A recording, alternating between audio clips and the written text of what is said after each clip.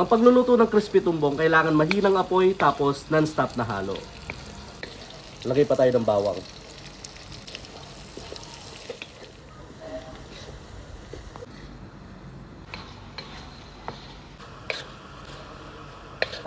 Okay na to mga ka-brother. Taste test na natin yung ginawa nating tumbong.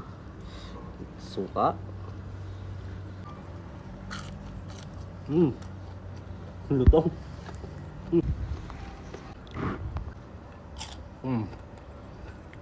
Subukan natin sa Mang Tomas.